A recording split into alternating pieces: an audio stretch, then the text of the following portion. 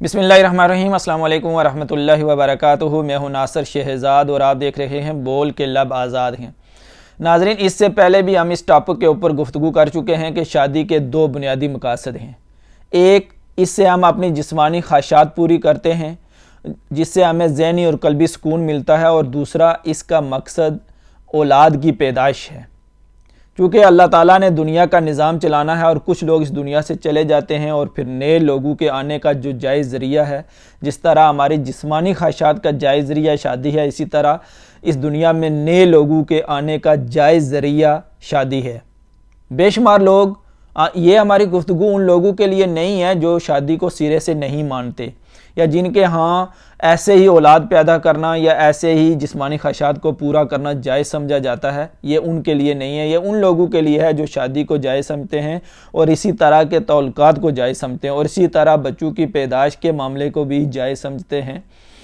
لیکن اس کے لیے ہم یہ نہیں کہہ سکتے کہ ہم جسمانی خواہشات تو پوری کر رہے ہوں لیکن اولاد کے معاملے میں یہ کہیں کہ ہمیں اولاد نہیں چاہیے۔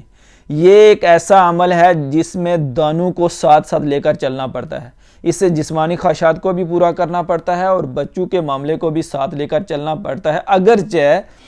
جسمانی خواہشات تو ہمارے بس میں ہیں لیکن بچوں کی پیدائش کا معاملہ ہمارے بس میں نہیں ہے، یہ اللہ کے اختیار میں ہے۔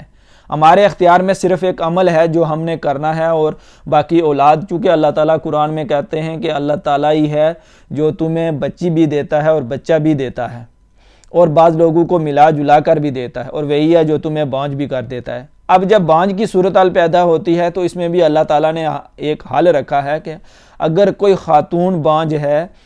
اگر کسی خاتون کا کوئی میڈیکل مسئلہ ہے، اس کے ہاں اولاد نہیں ہو سکتی، تو مرد کے پاس آپشن موجود ہے، وہ دوسری شادی کر سکتا ہے اور دوسری شادی کر کے وہ اولاد پیدا کر سکتا ہے اور پھر اس اولاد کی تربیت کر سکتا ہے۔ یہاں پر ہم یہ بات بتانا ضروری سمجھتے ہیں کہ یہ اولاد کیوں ضروری ہے، کیونکہ ہم دیکھ رہے ہیں کہ اگر صحیح لوگ، اگر نیک لوگ، اگر اخلاق والے لوگ، اگر علم و ادب والے لوگ، اگر جو لوگ دنیا میں سکون چاہتے ہیں، جو دنیا کے اندر امن چاہتے ہیں، اگر وہ لوگ اولاد کے ذریعے سے اس دنیا کے اندر سے برائی، قتل و غارت، جھوٹ، فراڈ کو ختم نہیں کریں گے، تو وہ لوگ، جو لوگ اس دنیا کے اوپر ظلم و ستم کر رہے ہیں، ان کی تعداد زیادہ ہوتی جائے گی، اور جب ان کی تعداد زیادہ ہوتی جائے گی تو دنیا میں سکون تباہ و برباد ہوتا جائے گا، لوگوں کو کہیں بھی سکون نہیں ملے گا۔ اس لیے اولاد ایک ایسی چیز ہے کہ جو ہمارے پاس 24 گھنٹے موجود ہوتی ہے، ہم اولاد کے ذریعے ہی سے ان کی تربیت کر کے ہی، اور نبی صلی اللہ علیہ وسلم نے فرمایا ہے کہ اگر والدین کی طرف سے جو اولاد کے لیے بہترین تحفہ ہے وہ ان کی اچھی تربیت ہے، اور کہا جس کے ہاں بچی پیدا ہو، اس نے اس کی اچھی تربیت کی تو اس کے لیے جنت ہے۔ گویا ہم پیدائش کے عمل کو کبھی بھی اگنور نہیں کر سکتے، اور یہ وہ عمل ہے جس سے ہمیں ثواب بھی ملتا ہے، ہمارے گھر کے اندر بھی سکون ہوتا ہے اور ہمیں بھی سکون ملتا ہے۔ اس لیے اگر کسی خاتون کو کوئی مسئلہ ہے تو وہ اس مرد کی ذمہ داری ہے کہ وہ بامی رضامندی سے ایک دوسری شادی کر لے۔ اور اب اس کے برعکس اگر مرد کا کوئی مسئلہ ہے تو اگر وہ خاتون یہ چاہتی ہے کہ اس کو اولاد ہو، وہ اولاد کے ذریعے وہ اپنے آپ کو ایک اچھا محسوس کرتی ہے، تو اس کا بھی حل اللہ تعالیٰ نے رکھا ہے کہ وہ مرد کسی ایسی خاتون سے شادی کر لے جو خاتون بھی بانجھ ہو، اور یوں وہ دونوں اکٹھے ہو جائیں اور اپنی جسمانی خواہشات پوری کر لیں، کیونکہ بچوں کی پیدائش کا معاملہ ان کے اختیار میں نہیں رہا، اور وہ خاتون جس کو کوئی میڈیکل مسئلہ نہیں ہے وہ ایک اور شادی کر لے، وہ ایک دوسری شادی اس سے طلاق لے کر کہیں اور شادی کر لے، اور وہاں اس کو اولاد ہو جائے اور وہ اولاد کی تربیت وہاں پر کر لے۔ یہ اللہ تعالیٰ نے ایک حل رکھا ہے، اور اس کا یہ حل اس لیے ہے کہ ہمارے ہاں اولاد کا سلسلہ برسرد ہونا چاہیے۔ اب یہاں پر ہماری سوسائٹی کے اندر اور ہماری کمیونٹی کے اندر جو مسئلہ پیدا ہوتا ہے وہ یہ پیدا ہوتا ہے کہ ہم سرے سے ہی اس بات کو سمجھ نہیں پاتے کہ شادی کا بنیادی مقصد ہوتا کیا ہے۔ ہمارے ہاں شادی اس لیے کی جاتی ہے کہ ایک لڑکے والے لڑکی کے گھر جاتے ہیں اور کہتے ہیں ہم نے اپنے بیٹے کی شادی کرنی ہے، چونکہ ہمارے گھر میں کوئی کھانا پکانے والا نہیں ہے، ہماری امی جان بہت بوڑھی ہو چکی ہیں اور گھر کا نظام چلانے والا کوئی نہیں ہے جی، یا شادی اس لیے کرتے ہیں جی کہ ہمارے ابا جان یا دادا حضور بوڑھے ہو چکے ہیں اور ان کی خواہش ہے کہ ہم اپنے بچوں کی شادی دیکھ لیں جی، یا اس طرح کی بے شمار چیزیں ایسی ہیں جو ہمارے معاشرے کے اندر رچ بس چکی ہیں اور ہم ان بنیاد کے اوپر شادی کرتے ہیں۔ اب جب اس خاتون کی شادی ہو جاتی ہے، وہ بیاہ کر اس کو اپنے گھر لاتے ہیں، تو گھر کے اندر وہ ظاہر ہے اتنے لوگوں کو مینیج نہیں کر پاتی، یا اس نظام کو سمجھ نہیں پاتی، یا کہیں تھوڑی بہت کوئی ان کے درمیان چپکلش ہو جاتی ہے، تو وہ یہ سمجھتے ہیں کہ ہم نے اس لیے شادی کر کے لائی تھی کہ یہ ہماری خدمت کرے گی، تو ہمیں تو اس کا کوئی فائدہ نہیں ہوا،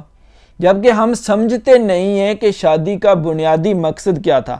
ایک طرف لڑکی کے گھر والے اور دوسری طرف سے لڑکے کے گھر والے باہمی رضامند ہوتے ہیں، لڑکی بھی رضامند ہوتی ہے، لڑکا بھی رضامند کہ ہم نے شادی کرنی ہے اور شادی سے ایک نیا گھر بسانا ہے۔ اب ذرا دیکھیں، ادھر لڑکی والے، ادھر لڑکے والے، ادھر لڑکی اور ادھر لڑکا، دونوں نے درمیان میں ایک اور گھر بسا لیا، اور اس گھر کے بسانے کا بنیادی مقصد یہ تھا کہ ان کے ہاں اولاد پیدا ہو اور سوسائٹی کے اندر ایک نئی نسل پروان چڑھے، جبکہ ہمارا پہلے سے ہی مائنڈ کچھ اور تھا کہ ہم شادی کیوں کر رہے ہیں۔ اور اس بارے میں بڑی خوبصورت بات پروفیسر ڈاکٹر جاوید صاحب نے کہی ہے، اور ہمیں ان کی وہ بات بڑی پتے کی لگی، اور انہوں نے یہ کہا کہ حکومتی سطح کے اوپر کچھ ادارے ایسے ہونے چاہیے کہ جب ہمارے بچوں کی شادی ہو تو وہ ان کو کوئی کورس کروائیں، یا ان کو کوئی ٹیچ کریں، یا ان کو کچھ بتائیں کہ ان کی شادی کا بنیادی مقصد کیا ہے۔ ہم 18 سال 20 سال یا 25 سال کے بچوں کی شادی تو کر دیتے ہیں، چونکہ معاشرے کے اندر اور ہمارے گھروں کے اندر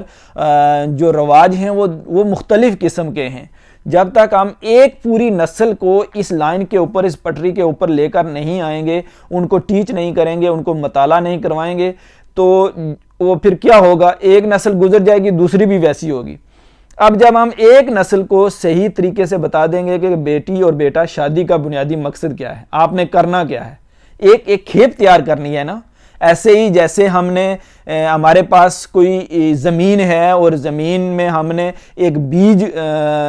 پوری کوئی بیج کاشت کرنا ہے اور اس سے ایک اچھی فصل لینی ہے، ایسے ہی ہے، یا اچھی نسل کے ہم نے درخت لینے ہیں، جس طرح ہمارے ہاں یہ چیز موجود بھی ہے۔ تو ایسے ہی انسانوں کے معاملے میں بھی اگر ہم تھوڑا سا دیکھیں کہ ہم بیج کے معاملے میں، درختوں کے معاملے میں، پودوں کے معاملے میں، جانوروں کے معاملے میں، تو ایک اچھی نسل کا بیج جو ہے نا وہ کاشت کرتے ہیں اور اس کی بڑی دیکھ بھال کرتے ہیں، اس کو اچھا کھاد بھی دیتے ہیں، اس کو بر وقت پانی بھی دیتے ہیں، روشنی بھی مہیا کرتے ہیں، اور ایک ایسا کام جو انسانیت کا ہو، جس نے اس معاشرے کے اندر امن و سکون لانا ہو، تو اس کے لیے ہم کام ایسا کیوں نہیں کرتے؟